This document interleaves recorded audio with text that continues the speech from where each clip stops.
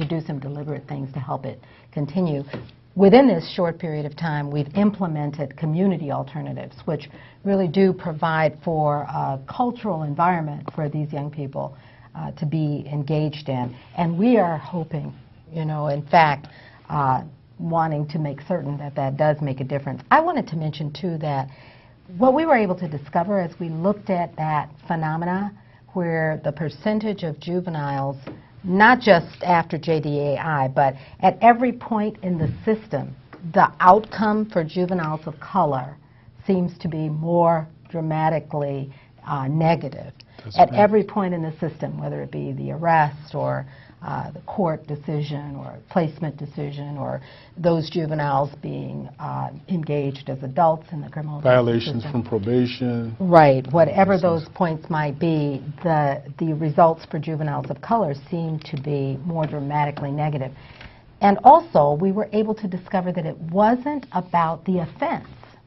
You know, it wasn't that they were committing more egregious offenses, because we were able to compare the reasons for that juvenile being there and to see that the outcome was dramatically different, even given the same level of offense. And I want to make sure to mention that because sometimes people think, well, it's just that they commit more crimes or they commit more serious crimes, but that, in fact, does not appear to be the causative factor. Jim? If you think about what Michael just said, it's not unusual that it's very costly for security detention. It's usually our most costly approach to kids. At $300 a day, think about what you could do if you decided not to lock a child up. You could get that child a therapist for at least an hour a day. For at least 2 hours a day, the child could have a tutor. All right? All of these things, and you would still have money left over. I mean, I just was doing some rough math as Tony and Michael were talking about this.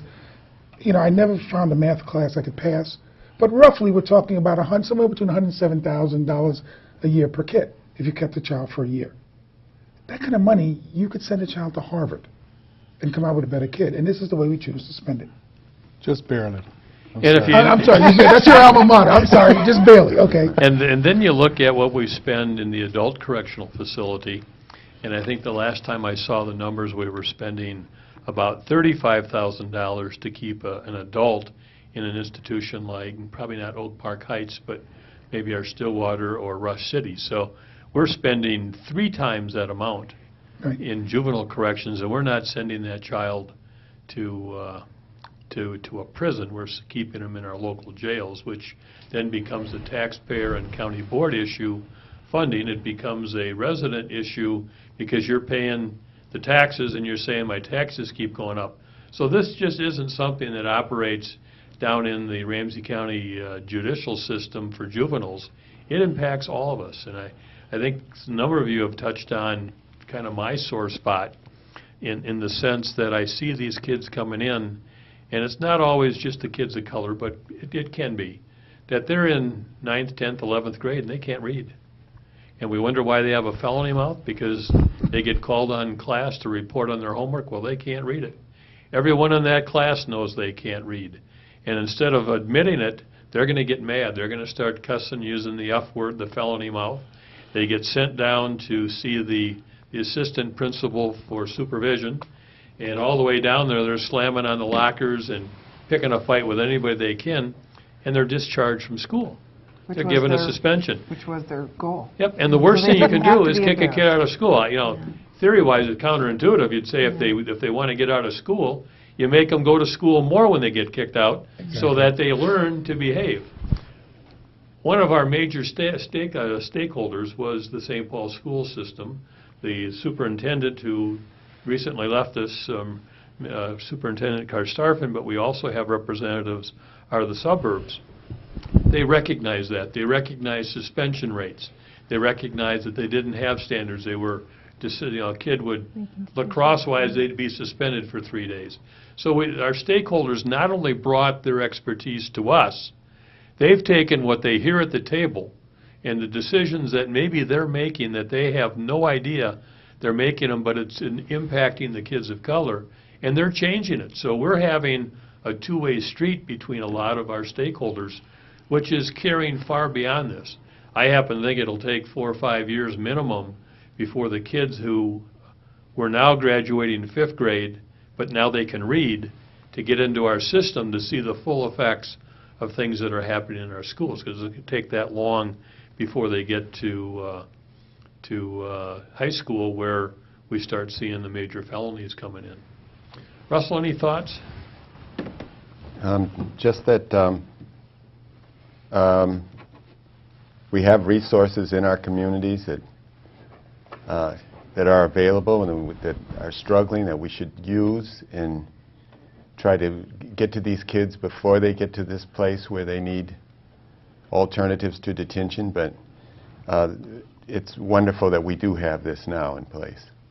You know, the pieces that we're still working on, and we can debate whether it's what's a good thing would be a reception center to take the kids in up front to screen them and maybe not get them into it if we see a need for that. But I've gone out and talked to some city councils with county board members and reinforced with them the need to have athletic programs in for sports, for other activities through the park departments.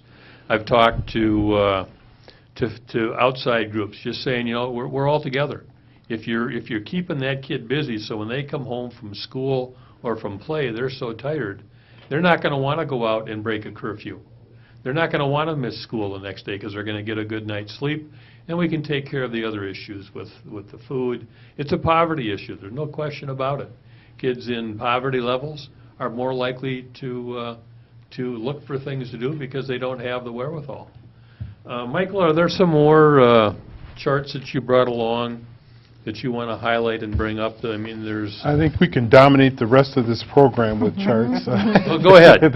No, I don't. I'm not saying we should. I'm saying I think we could. Let's see. We looked at the average daily population, youth of color.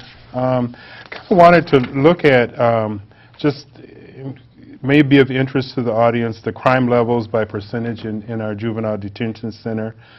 Very positive trends here. And on the left, I think that would be the left part of your screen, it shows the felonies and going from 20% to 26%.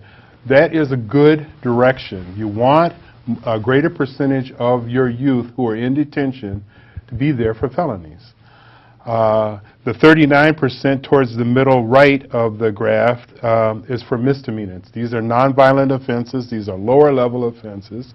And the direction there from 39% down to 9%, that's a positive direction. You want as few kids in your detention center in locked, secure detention or jail for minor offenses as you possibly can. So I think that this graph really illustrates the effects of our initiative over the last 4 years, that the things that we're supposed to be seeing that will have a benefit to our youth, our families, and our communities are actually in evidence. You know, I wanted to comment that as we see the number of more serious offenses being detained, that is a good thing.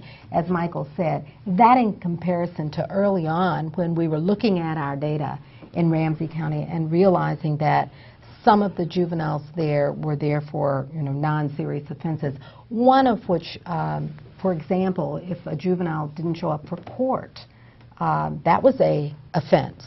And I'm so glad that we were able to early on look at those kinds of opportunities to have a real impact on the number of juveniles in our detention center by doing things like opening up a communication process that helped to make sure that a juvenile would know what date he might need to be in court and know where he or she was supposed to be, and even by actually just looking at that as an offense and determining that that alone, in particular, if the original offense was something, you know, less serious, like perhaps truancy, was not necessarily a good reason, was not a good reason to bring a juvenile into detention. So those are the kinds of things that might have brought a juvenile to us before into detention that we would address differently today. Yeah, interesting point that you brought up, and it involves what Michael does and the rest of you, is that we didn't have one statistical system.